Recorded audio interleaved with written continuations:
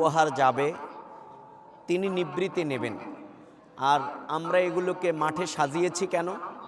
সাজিয়েছি এই জন্য যাতে করে আরও সামর্থ্যবানরা অন্তত উদ্বুদ্ধ হতে পারেন। যা আমরা লক্ষ্মীপুর সদর উন্নয়ন ফাউন্ডেশন থেকে এবার হয়তো 50,000 মানুষকে আমরা এই ফুড প্যাকেজ, ইফতার সামগ্রী কোনো না কোনোভাবে আমাদের এই উপহার ছোট বড় আমরা পৌঁছাবো ইনশাআল্লাহ। তাহলে আমরা যদি এই দৃশ্যটি আমার দেশ বিদেশে সামর্থ্যবান ভাইয়েরা বোনেরা দেখেন, তাহলে তিনি যদি তার সহযোগিতার হাতকে এলাকার মানুষের প্রতি বাড়িয়ে দেন, তার এলাকার মানুষের প্রতি বাড়িয়ে দেন, আজকের এই সাজিয়ে প্রোগ্রামটি করার সার্থকতা হচ্ছে এখানে। আল্লাহ যেন আমাদের সেই পরিশুদ্ধ নিয়তটাকে কবুল করে। আল্লাহ তাআলা এই দৃশ্যটা, এই প্যাকেটগুলো যারা দেখবেন তারা যেন তাদের সহযোগিতার জাকাতের পান, সাদাকার পান থেকে তারা যেন তাদের সহযোগিতার হাত বাড়িয়ে দেন। কারণ আল্লাহ তাআলা বলছেন, সাহিল ওয়াল মাহরুম, তোমাদের সামর্থ্যবানদের অর্থের মধ্যে, সম্পদের মধ্যে যারা অসহায়, বঞ্চিত, শোষিত আছে তাদের অধিকার রয়েছে। সুবহানাল্লাহ। এই জন্যে যার যত অর্থ আছে আল্লাহ তাআলা তার জন্য তত বেশি জাকাতকে ফরজ করে দিয়েছেন নির্ধারিত হারে। তার জন্য সাদাকা ফরজ করা হয়েছে। তার রমাদানের পরে তার উপরে সেই আপনার ফিতরাকে ওয়াজিব করে দেয়া হয়েছে। আমাদেরকে শুধু উপবাস এই রমাদান থাকতে শিক্ষা দেয় না, বরং উপবাসের কষ্ট আমরা আমাদের হালাল খাদ্য থেকে বিরত থেকে আমরা উপলব্ধি করছি। কিন্তু সমাজের অসংখ্য মানুষ আছে যারা অন্য সময় কিন্তু খেতে পায় না। আমি এখন বুঝতে পারি যে ক্ষুধার কষ্ট কত বেশি। তাহলে যিনি বছরের লম্বা সময় উপবাস থাকেন তার কষ্টটি উপলব্ধি করবার সুযোগ আল্লাহ তাআলা সামর্থ্যবানদেরকে রমাদানে ফরজ করে দেওয়ার মাধ্যমে তার উপলব্ধির জগৎটাকে শানিত করতে চান। আমরা বিগত নির্বাচনে এই তাকওয়াভিত্তিক সমাজের কথা আপনাদেরকে বলেছিলাম যে আপনারা যদি ইনসাফের পক্ষে রায় দেন তাহলে এইরকম একটা সমাজ পাবেন।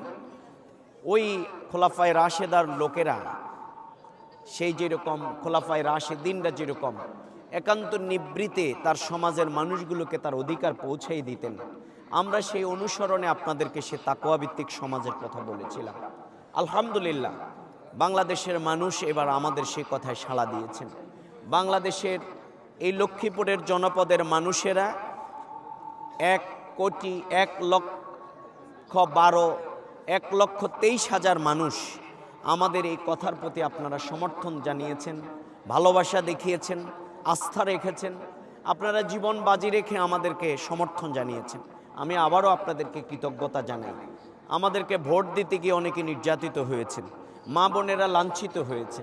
আমি গতকাল আমাদের একজন সম্মানিত বোনের বাড়িতে গিয়েছিলাম, পালপাড়া কেন্দ্রে তাকে অপমানিত করা হয়েছিল। আমাদের অসংখ্য বাড়ি আগুন দিয়ে জ্বালিয়ে দেয়া হচ্ছে।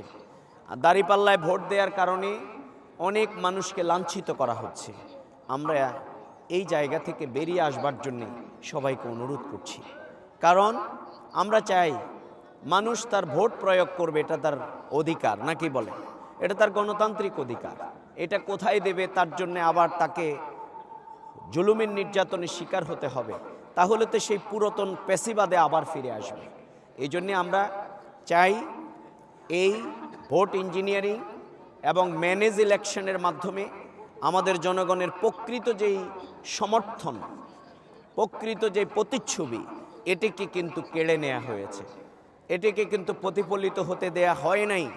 প্রতিটি ঘরে ঘরে গিয়ে হুমকি দেয়া হয়েছিল, প্রতিটি জায়গায় নারী ভোটারদেরকে বাধা দেয়া হয়েছিল, এবং ভোট কেন্দ্রে কি কাণ্ড ঘটেছিল অনেক জায়গায় তার সাক্ষী কিন্তু আপনারা। তারপরেও বাংলাদেশ জামাত ইসলামী সিটের ব্যবধান কত তার থেকে গুরুত্বপূর্ণ হচ্ছে আমরা 2.7 ভোটের ব্যবধানে আমরা বিরোধী দল আর অন্যরা সরকারি দল হয়েছে। আমরা এটিকে বরণ করে নিয়েছি গণতন্ত্রের স্বার্থে, সুন্দর শৃঙ্খলার স্বার্থে। কিন্তু নির্বাচন পরবর্তী অনেক জায়গায় হামলা মামলা হয়েছে, আগুন দিয়ে জ্বালিয়ে দেয়া হয়েছে, অগ্নিদগ্ধ করে দুর্বৃত্তরা আমাদের একজন ভাইয়ের পিতাকে হত্যা করেছে। এই লক্ষ্মীপুরেই তার সেই জায়গায় তার ঘরের মধ্যে আগুন লাগিয়ে দেয়া হয়েছে। আমরা এই দৃশ্যটি দেখতে চাইনি, মামলা হয়েছে। আমরা এই দৃশ্য থেকে বেরিয়ে আসবার জন্যে আমরা অনুরোধ জানাই, যারা ক্ষমতাবান, আমরা যারা বিরোধী দল, আসুন প্রত্যেকে মিলে সুন্দর এক বাংলাদেশ আমরা গড়ে তুলি। আমরা ইনসাফের বাংলাদেশ গড়ে তুলি। আমরা ন্যায় ইনসাফ প্রতিষ্ঠার জন্যে আমরা প্রচেষ্টা চালাই। আমি আবারও এই রমাদানের এই দিনে আসুন আমরা সবাই ঐক্যবদ্ধ হই, যে ইনসাফের বাংলাদেশ গড়বার জন্যে আপনারা ঐক্যবদ্ধ হয়েছিলেন, আপনারা ঐক্যবদ্ধ থাকবেন ইনশাল্লাহ। আগামী দিনে সমাজের তৃণমূল থেকে শুরু করে রাষ্ট্রের সর্বোচ্চ পর্যায় পর্যন্ত আমরা জীবন বাজি রেখে সে লড়াই চালিয়ে যাব। এই বাংলাদেশে আমরা ইনসাফ প্রতিষ্ঠিত করবই ইনশাআল্লাহ।